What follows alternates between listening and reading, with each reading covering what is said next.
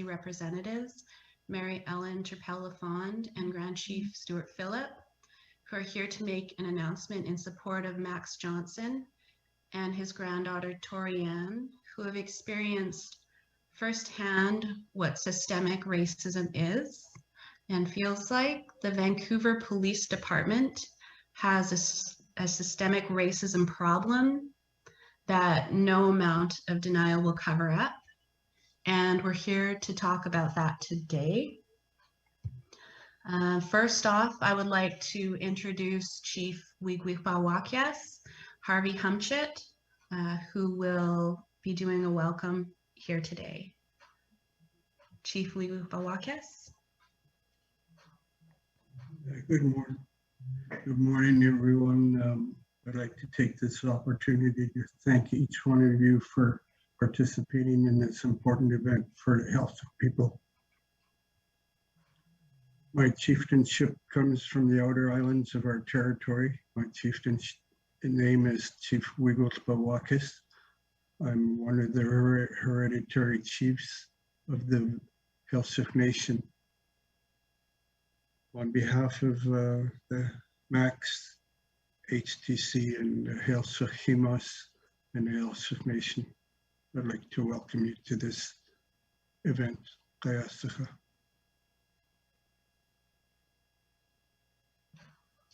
Kayasaka, Chief Wigwigwawakyas. I would like now to turn it over to Chief Marilyn Slett.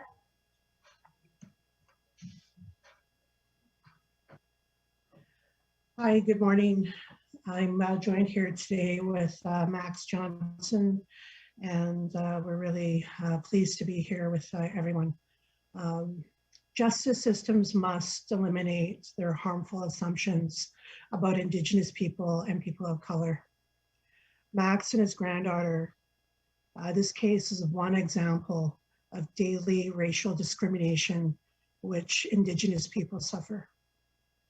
In a just society, Indigenous people must be able to walk down the street, go grocery shopping, go to the bank, carry out ordinary activities of life without being assumed to be criminals.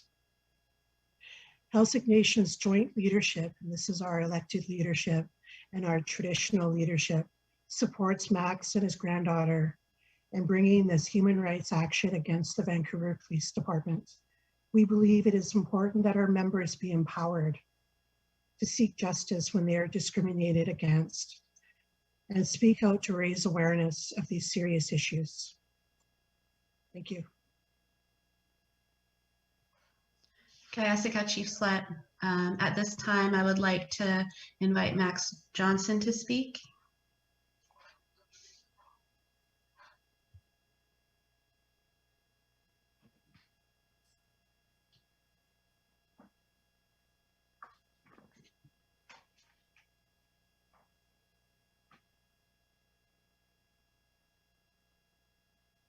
Good morning. I just want to thank everybody for attending this. On behalf of my granddaughter, my son, and my family, and the Heiltsuk Council, our hereditary chiefs, and our community, I just want to thank you for all the support. It's been pretty hard the last 2 years going through what we went through with the BMO and VPD, and it's very hard when I get updates from our lawyer's office and read what happened to us and seeing a video. And I know deep down in my heart, I know this is something that needs to be done not only for my family, but for our community and other First Nations people and other people of color. And just want to thank everybody for their outgoing support. It's really appreciated. Thank you.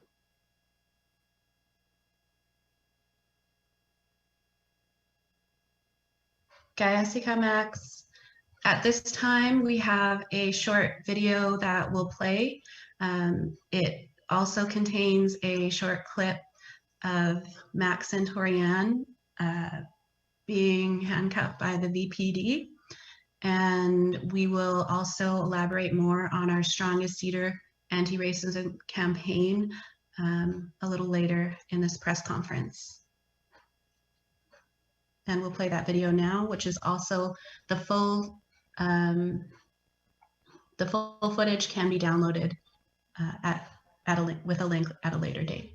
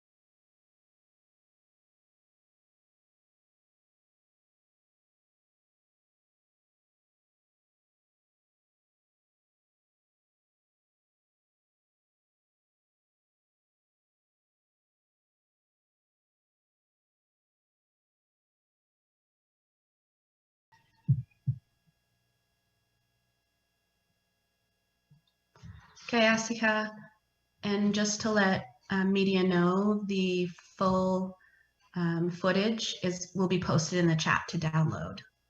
At this time, I would like to introduce Mary Ellen Turpel-Lafond. Thank you so much, Councillor Humchit, and it's a great pleasure to be here. I also would like to thank Hema Humchit for the opening prayer and comments. I'm just very proud to be in this virtual circle today. And so I'm Mary Ellen Turpel-Lafond, and I represent the Union of British Columbia Indian Chiefs, and in particular, Grand Chief Stuart Phillip.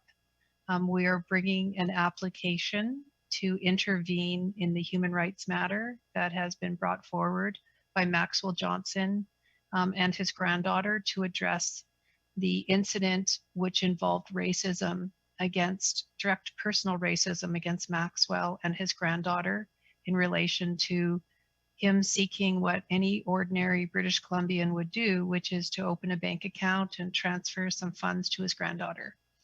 And I'd like to just be very clear that from a legal viewpoint, the reason why the Union of BC Indian Chiefs has asked me to file an intervention is because the situation that happened to Maxwell and his granddaughter is a situation that has been reported in terms of anti-Indigenous racism in policing in Vancouver. Has been reported continually by First Nations people living in Vancouver. And of course, there's issues for First Nations people throughout British Columbia, and the Grand Chief will speak to that. But with respect to the Vancouver police and the treatment there, it is of course shocking and deeply upsetting to see the video that's been released today and to see the treatment that Maxwell and Torianne received when they were very peaceful and they were targeted and profiled because they attempted to use an Indian status card as identification, which was perfectly normal and something that many of us as First Nations people do all the time. And so it's very important on behalf of the Union of British Columbia Indian Chiefs that I note that there are serious legal issues here We stand in support of this individual and his granddaughter, but there are serious legal issues around anti-Indigenous racism and discrimination. And we are applying, and I'm applying on behalf of the Union of BC Indian Chiefs, so that we can be sure that the British Columbia Human Rights Tribunal has all of the information that might be helpful for them to understand the situation and understand the level of concern that the Chiefs of British Columbia have and the Union of British Columbia Indian Chiefs has about this situation. Those are my comments. I will be available to answer any technical or other questions later, but this is a very significant moment in terms of the human rights case, because it's clear that for the Union of British Columbia Indian Chiefs, this is a significant priority to have anti-Indigenous police racism addressed appropriately. And in this case, through the only door that has been opened, which is the BC Human Rights Tribunal. So I just want to stand up and recognize Maxwell and his granddaughter. And again, we all witnessed the trauma of the handcuffing and being detained by the police for doing something very ordinary, which is just wanting to do banking, just wanting to give some funds to a granddaughter so that she can do something. And experiencing this in Vancouver in this way, in this time, is something that we will be hopefully making submissions to the BC Human Rights Tribunal to put that in a context around why that is not just inappropriate and doesn't just represent bad judgment, but it reflects systemic racism and discrimination against Indigenous people in Vancouver. Thank you so much. Wallace Gayasika. At this time, I would like to introduce Grand Chief Stuart Phillip and invite him to speak. Why, peace nak seal, esquis asiut. I'd like to begin by thanking the good people that organized this incredibly important press conference in regard to the absolutely terrible abuse of the fundamental human rights of Maxwell and his granddaughter. It's absolutely outrageous that a 12-year-old girl would be handcuffed on a busy street in the full light of the public, along with the grandfather, who were simply attempting to open a bank account for the young lady. I think that the Bank of Montreal was complicit in this, making the assumptions that Indigenous peoples who come into the bank with a large amount of money obviously were subjects of criminal activity and called the VPD. I totally condemn the VPD. They have a long record of racism, abuse to people of color, of not defending the fundamental human rights of people of color, not pursuing racialized assaults of people of color. I condemn the police board for their lack of leadership in ensuring that the Vancouver Police Department has a set of human rights standards that will be adhered to and executed with the greatest sense of integrity. And we know that racism vis-a-vis the justice system and police forces right across this country have abused Indigenous peoples. There are countless cases of Indigenous peoples dying at the hands of police forces that automatically make the assumption if you're brown, you're guilty. And that has to stop. I call on the mayor to do more than pay lip service as chair of the police board. I think police officers that are involved in these abuses to Indigenous people, Black people, people of color, should automatically lose their pensions if they are proven to be in the wrong in regard to these cases. My hands go up to Maxwell and his granddaughter. And I'm proud to say that the Union of BC Indian Chiefs and all Indigenous people right across this country are standing in solidarity with both of them, because we have all experienced ugly racism that is very harmful and very traumatizing. And in extreme cases, racism kills. It must stop. It must stop now.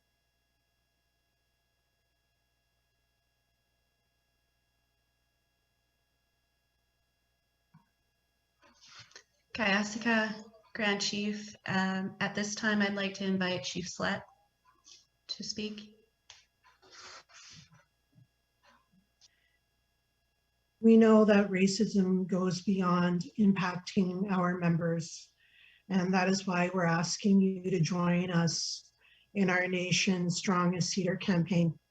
Strong as Cedar is a campaign to raise awareness about discrimination that happens to people of color, in our daily lives while interacting with businesses and institutions. Cedar is medicine. Cedar is a symbol of strength. It teaches us the value of deep roots and resilience, and reminds us to challenge the ways racism seeks to diminish us. We ask you to share your stories and your support to Max and his granddaughter's case. Let's stand together, tall and strong like Cedar, against racism. Kayasika. Kayasika, Chief Slett, and all the other speakers, Kayasika. At this time, I'd like to open the open the Zoom call up for questions from media, and please use the raise hand if you do have a question, and direct your question to the appropriate person directly. Thank you.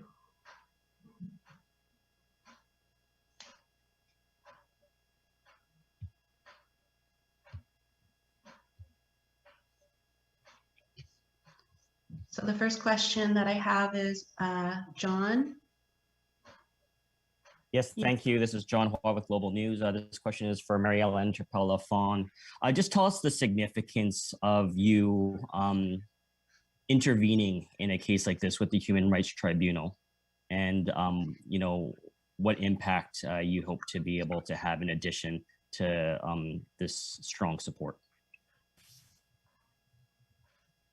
Yes, so the significance of the Union of British Columbia Indian Chiefs intervening in this matter is because the full support of that organization, led by Grand Chief Stuart Phillip, with a large number of chiefs in British Columbia, have marshaled together to stand with Maxwell and his granddaughter and Chief Slett and her nation to ensure that the racism that is being reported in the Vancouver Police Department in its interaction with Indigenous people, and as the Grand Chief has said, with Indigenous, Black, and people of color, is exposed and is addressed.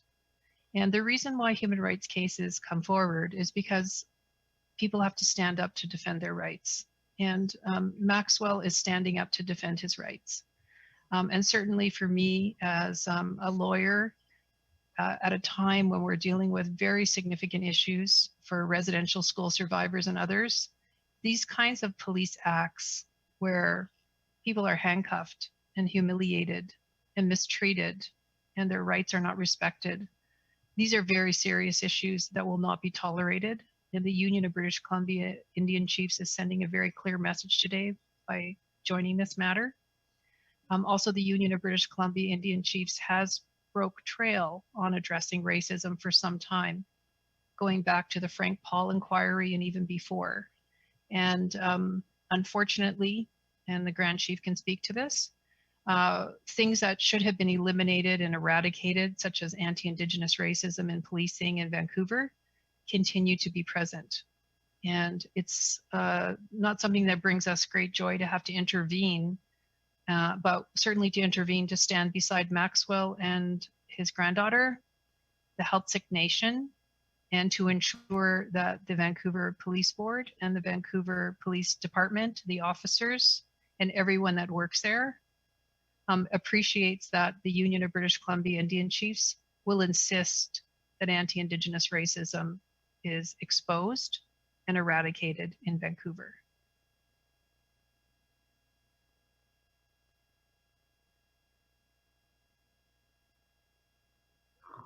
Gayasika.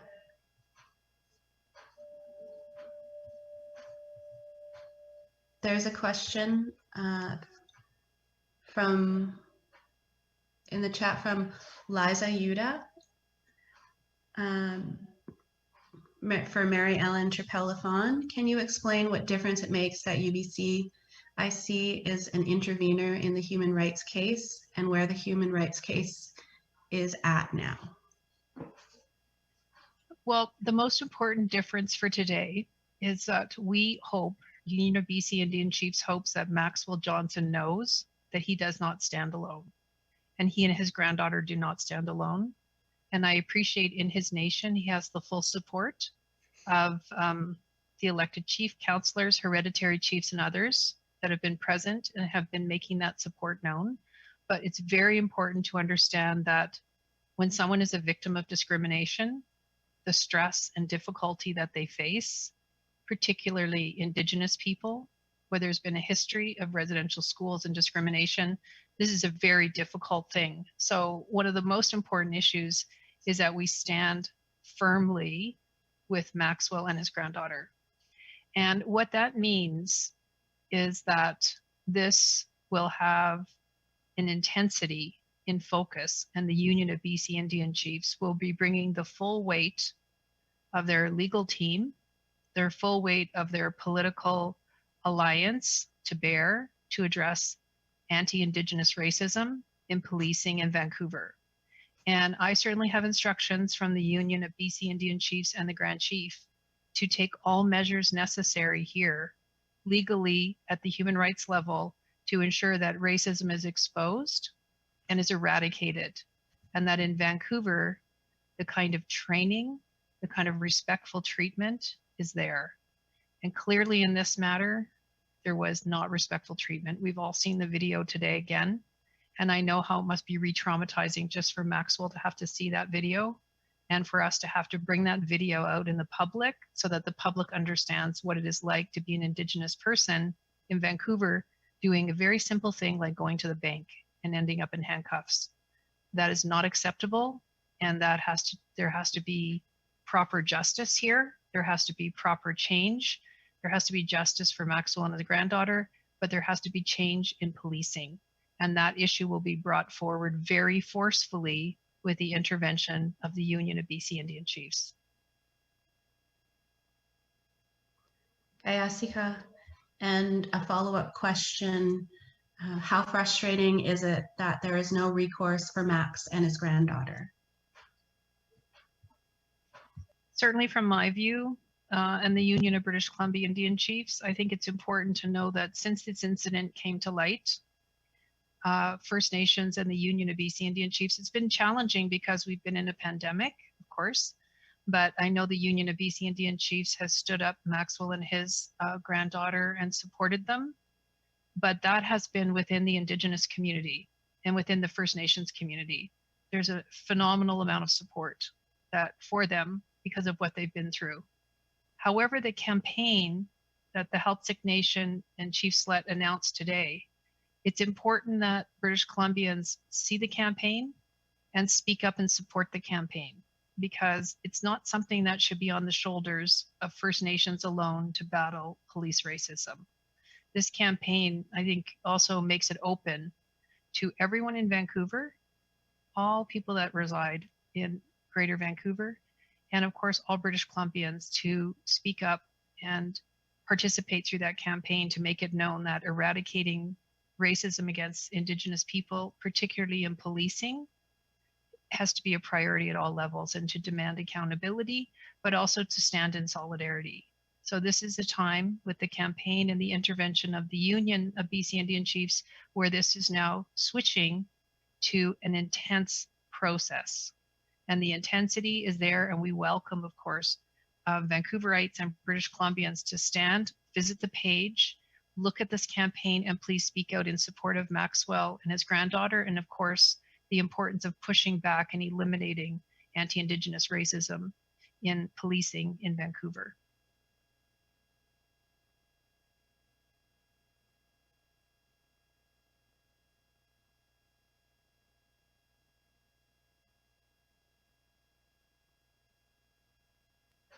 Okay, Asika, do we have any other questions? So we have Glenda. Oh, hi. Yeah. Just wanted to ask maybe your reaction. It seems like within VPD or within the union, there's still some disagreement, or there's this view that systemic racism doesn't exist. And I just wondered your reaction to that. That's Chief Palmer saying that, and then a leader of the union criticizing the mayor for saying that systemic racism is in the force. So I just wondered, yeah, your reaction to that.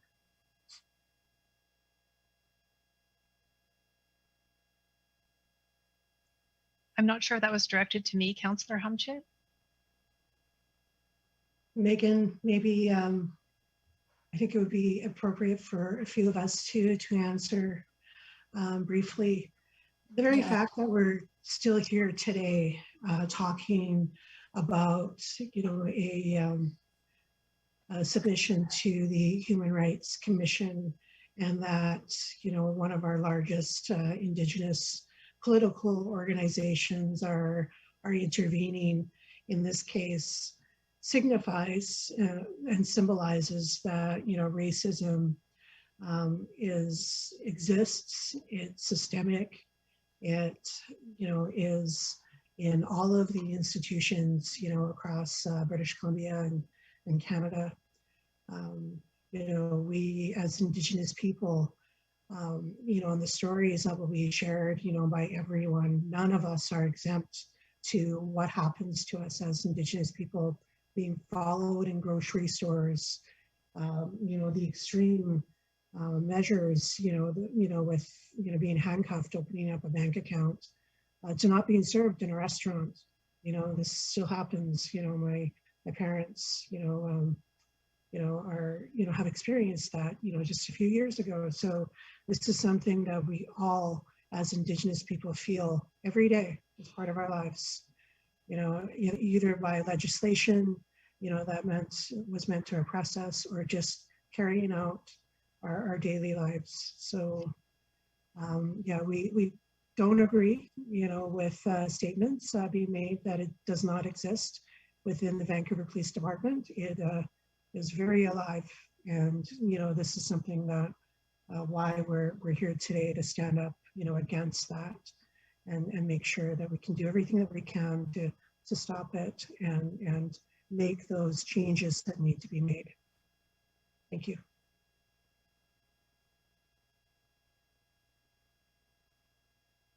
Okay, Asika, Chief Slut, at this time, I'd like to invite Mary Ellen Turpel-Lafond or Grand Chief to also speak to this, if they'd like. Mary Ellen? I'm happy to defer to you, Grand Chief. No, go ahead. Okay, thank you. I would like to address a few issues, as Chief Sled has indicated. There has been a suggestion by the Vancouver Police that they are, you know, colorblind, that this is just a mistake, and that Indigenous people do not experience racism. I think that the Human Rights Tribunal and the public need to have a full understanding of how racism impacts the lives of Indigenous people when they're doing simple things like going to the bank. Just like how racism affects people like the retired Judge Selwyn Romilly, who is a friend of mine, who went for a walk around Stanley Park, 80-year-old Black judge, and ended up in handcuffs. How is it possible that Indigenous, Black, and people of color carrying out ordinary lives end up in handcuffs? Why is it necessary to even be in handcuffs when there's completely peaceful, respectful people going about their daily business? And then to say that racism is not involved strains credibility at the deepest level to say that. But also the Union of British Columbia Indian Chiefs, on behalf of Grand Chief Stuart Phillip, will forcibly push back on the argument that the Vancouver Police Department is colorblind and is adequately trained and deployed to treat Indigenous and Black people with respect. So we will be pushing back very hard and demanding a high level of proof of that statement, because the proof that we bring from the Union of British Columbia Indian Chiefs is that Indigenous people are treated differently by the police. And it's an Indigenous grandfather and granddaughter that end up on the street in the video being handcuffed. And as everyone can see, they're not arguing, there's no fighting, they're traumatized, they're targeted, they're mistreated. This is something that goes beyond simple apologies. This goes to the core of policing, and we will be insisting on change. So the denial that racism played a role in the treatment of Maxwell and Torianne is something that will be exposed as being false. And there needs to be a wide acceptance that racism was involved in this, and there needs to be measures taken. And we hope that the British Columbia Human Rights Tribunal will give us a full airing so that we can support Maxwell in the information he's going to bring to the tribunal to show that that is the case. In the meantime, the Vancouver Police Board can do more, of course, but there has been minimizing this incident. There has been denying this incident. There are forces at play in policing that seek to deny that racism exists. And that's most unfortunate because that doesn't create the conditions to address it. Wallace Kayasika. I have a couple of questions in the chat. So from Cameron Thompson of Glacier Media, I believe this question is for Max. How much confidence does Maxwell Johnson have in the results of the investigation launched to review Vancouver Police Department's operation in relation to the incident?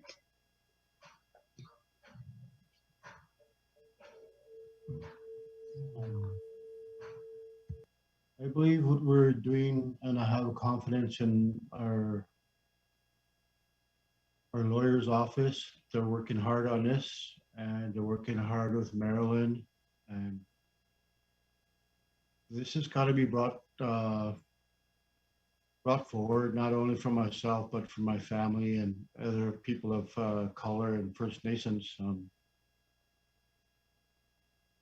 It's been very hard, but I have confidence in our band council and our lawyer's office. You know, it's very nice to have the support from Marilyn and Louisa and Eleanor, and you know, it's just all the support's just outpouring, and I know our family can't get over it, and we just have all the confidence in the work that we need to do and move forward with.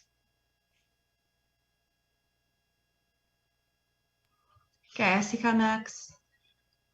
I have a couple of more questions for Max in the chat from John Hua. First question is, how hard was it for you to see that video for the first time? The first time we seen that footage of us being taken out of the bank was a lawyer's office in Vancouver, and it was very, very hard to see. I told my my granddaughter and my son Morgan was there too, and I said if I was by myself, it would have been a different story. But I had to keep calm and keep a good head on my shoulders for my granddaughter because she was crying. That was one of the hardest things to see. 12-year-old being handcuffed and being told that we were not under arrest but be detained, and having to prove who we were and where we came from. So it was, even today when I see it, it's still hard to see. I don't think, I think it'll be with us for a while yet.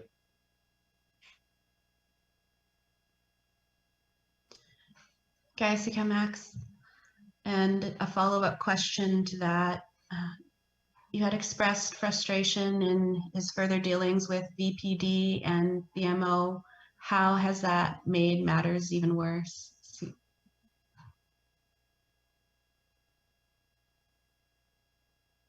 Well, prior to this happening, I suffered from a mental illness called panic disorder. I took some time off from my counselors. I used to see 3 different counselors 3 times a week, but after this happened, I had to go back into counseling, and my anxiety went back up. And now my granddaughter has anxiety. She's under doctor's care and she's under medication, 2 different kinds of medication, and it gets really hard for my granddaughter and my son. They both get really quiet, and I have to talk to them about it. And you know, this is something we have to do for us and other people. I'm back on medication now too for my anxiety, so it's just day by day for me. And I was really nervous about this morning, but I'm feeling a little bit better about it now. I know what we have to do. But this is something I got to do for myself, for my own healing. Bring this out to the open to other people that face racism in their, wherever they live.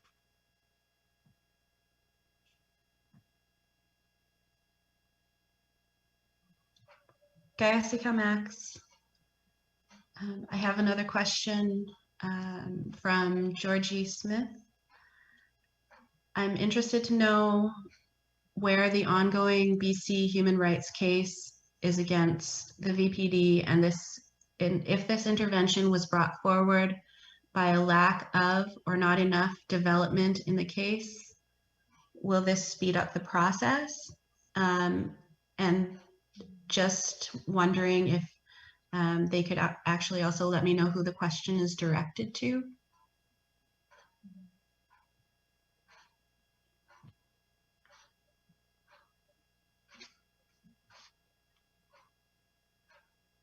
Or if one of the panelists would like to volunteer to answer. Mary Ellen? Yes, I'm happy to address the issue. I think that the question raises some serious issues with respect to, you know, where is the accountability for change? And the reason why a matter goes to the Human Rights Tribunal is because we don't have transparency on that accountability. There needs to be a full airing. And sometimes when these incidents occur, things can happen that look like people are trying to make it right. But do they fully understand what anti-Indigenous racism is, how it affects individual people, how it affects an entire community, in this case, Heiltsuk broadly, and all First Nations in Vancouver. And so to really have that accountability, that is what is before the tribunal. That's one accountability mechanism. And while people say, you know, we've taken this measure or that measure to respond, there are a lot of issues. Obviously, the Union of British Columbia Indian Chiefs isn't in charge of financial institutions like the Bank of Montreal. So, you know, we can't ask the Bank of Montreal to produce their entire plan to address safe banking for Indigenous people, although we would hope someone would do that. But it's not enough to just say, you know, we're sorry we mistreated you, because how do we know whether or not another Indigenous person will be mistreated again when they go in the same circumstance? And that's the reason why there's a Human Rights Tribunal case, is to make sure all of that material comes forward and is assessed by a neutral body, the Human Rights Tribunal in British Columbia, and then they can apply the right lens, which is the human rights lens. The other thing that the Union of British Columbia Indian Chiefs wants to emphasize is in British Columbia, the chiefs and leaders fought very hard for decades to get a UN declaration on the rights of Indigenous people, and also fought very hard to have the British Columbia legislature in 2018 pass unanimously legislation to implement that. In the UN Declaration, there's a very clear provision that says Indigenous people have the right to access services without discrimination. So this is a test for Vancouver, not only about whether or not they're meeting their human rights code, but whether or not they're meeting the requirements of the UN Declaration on the Rights of Indigenous People, and whether or not we're putting behind us a colonial era or whether there's more work to be done. And the Union of British Columbia Indian Chiefs will be standing with Maxwell and his granddaughter because they have brought forward the ugliness of racism that is not their racism. They didn't deserve it, but the ugliness of what still remains in Vancouver in terms of police interaction with Indigenous peoples, and that has to change.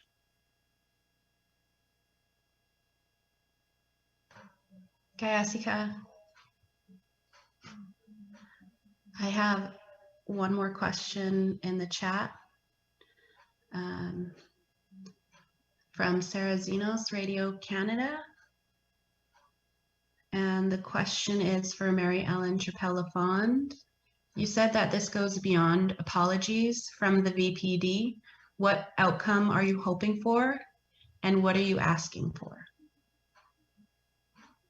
Well, I can speak to the legal issue, and I think Grand Chief Stuart Phillips should speak to the broader issue as my client on behalf of the Union of BC Indian Chiefs about what is being sought.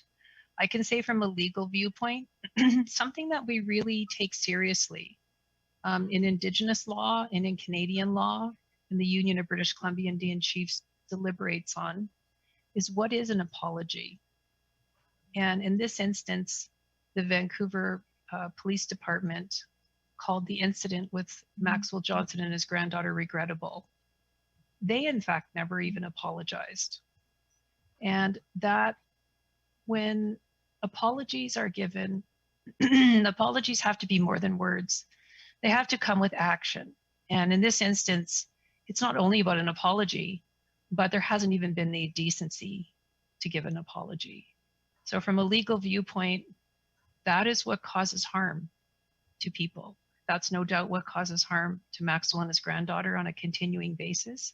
And he's talked about how he's been struggling with anxiety. Many Indigenous people, particularly survivors of residential schools and many other very harmful policies based on denying human rights, when institutions can't own the racism and are not accountable for it, it continues to hurt people. And that's the key piece. Apologies need to be there. They need to be more than words, and they need to be unequivocal and meaningful. And sadly, the reason why we're here today, and we're going to continue to stand with Maxwell, Torianne, and others, is because this has not been addressed. Not even an apology. And I'm sure Grand Chief Stuart Phillips can speak to what his objective is. His lifelong work to expose racism against Indigenous people in the justice system, including in Vancouver. So I'll defer to him for comment. Thank you.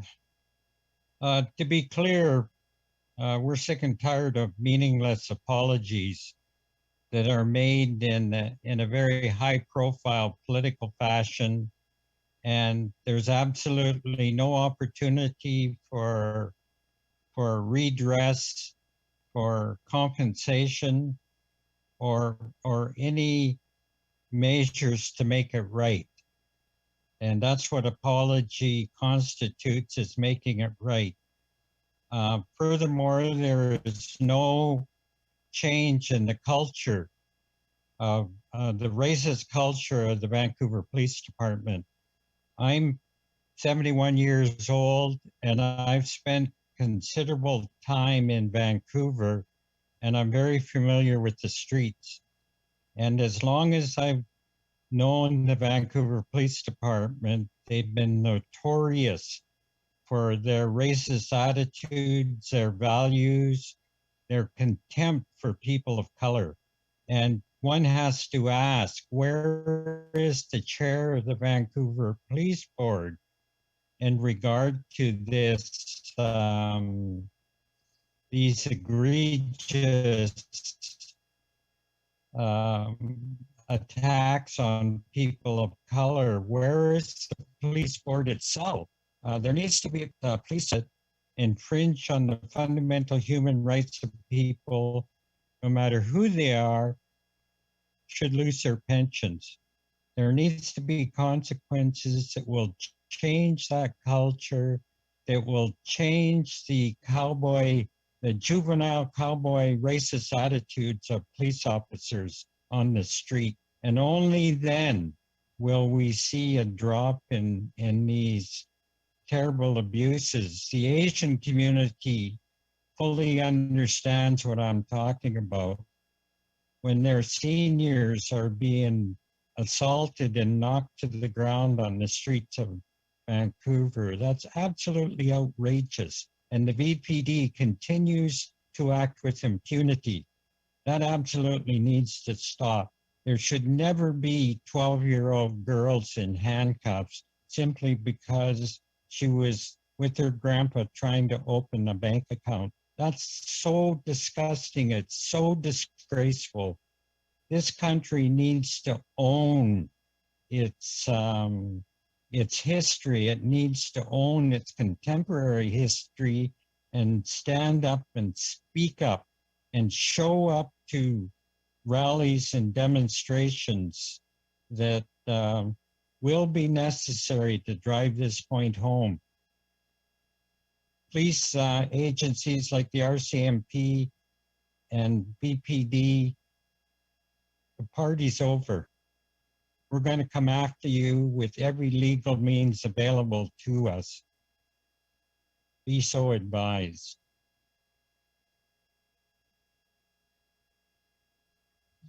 Well, Skyastika, Grand Chief. At this time, I'd like to call on John Hua for a follow-up question.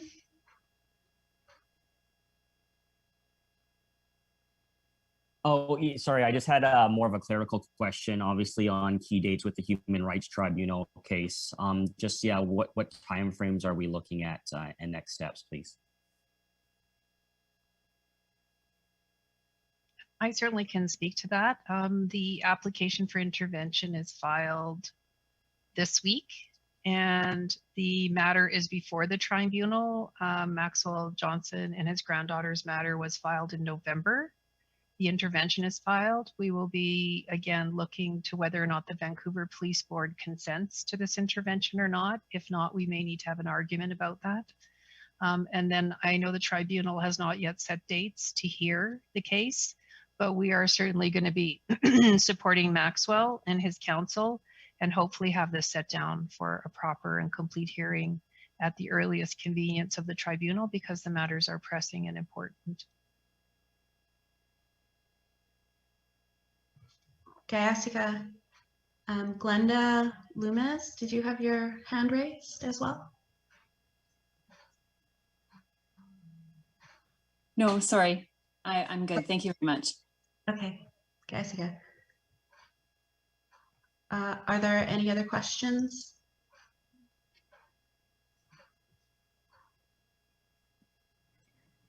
It's Lisa. Can I ask one more? I can't seem to find my hand anywhere here.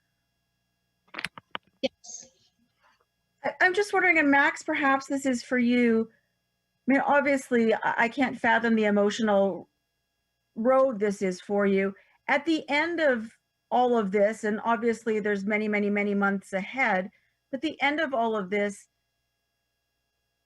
I don't want to say what would make it okay, because of course it's not okay, but what would be some resolution, some vindication, some ability to be able to put this in its place and move on? What would have to happen? What would the police have to do? What would BMO have to do? What would have to happen for that next step for you to really be able, you and your granddaughter and your family, to move past this in any reasonable way?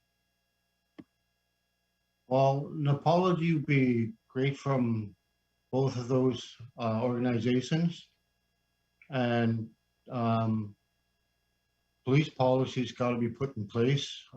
They got to learn how to deal with First Nations people and understanding their IDs. Like, the IDs are government issued, and same with BMO. They got to understand. They have to know more about Indigenous peoples.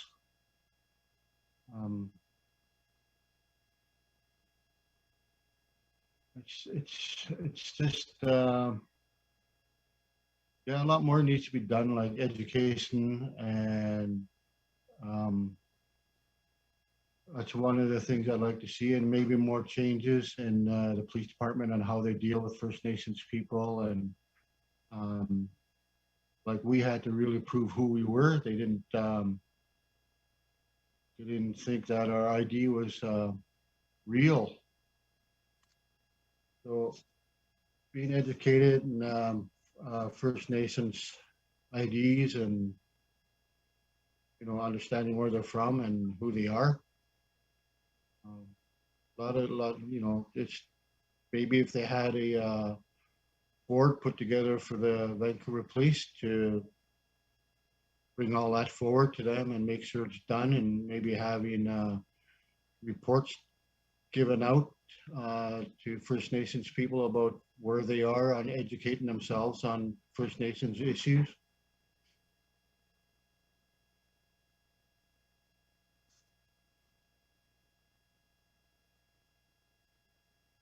Thank you. Gayasika Max. And we have, is there anyone else who would like to ask a question? Megan, just in supporting Max and Tori and Max's family, I know, all of this work has been, and we heard it here today, it's been weighing on Max and his family, but a lot of what they do and what they've shared with, our community and shared with others that have supported them is, it's really about breaking the cycle of discrimination and the racial profiling that happens against our people, and, making, the lives in the world of, our young Indigenous people like Tori and all of the young people, in all of our communities, a safer place and a better place, and one that doesn't have, this, really hurtful and harmful discrimination against our people. So we know it's going to take a lot of heavy lifting, and you heard it here today with Mary Ellen and Grand Chief and all of the work that, our communities are doing. But in the long run, it's to make the lives of our Indigenous people a better place. This has to stop. These stories cannot happen over and over again. Thank you.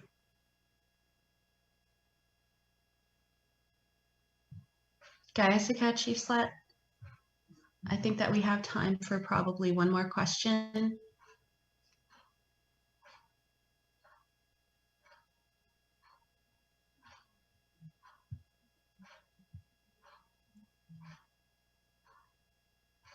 Megan, maybe if there are no more questions, maybe Emas Harvey can close for us.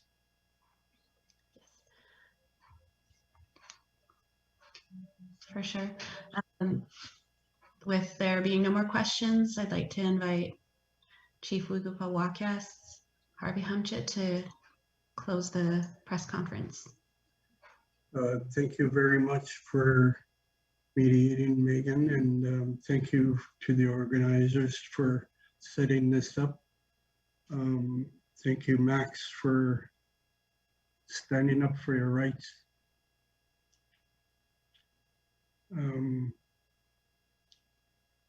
When you look at the tape, it does bring back a lot of feelings for you. I know that.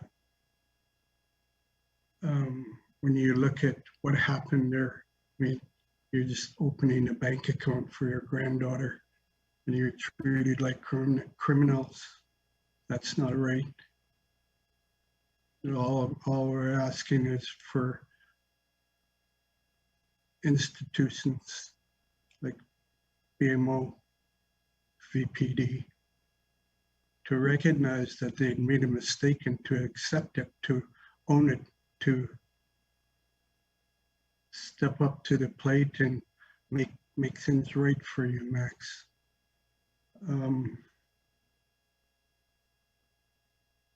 institutionalized racism has to stop. Racial profiling has to stop. We've gone through this so many times with many of our people. This we all know. I would like to thank everybody for participating in this release, this news conference, and Max, I wish you well. Yeah, Suka.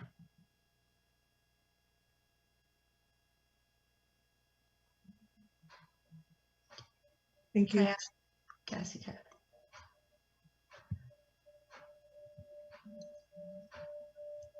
Jessica, everyone. For interviews, the information is in the chat, and as well as the CCTV video for download and the press release.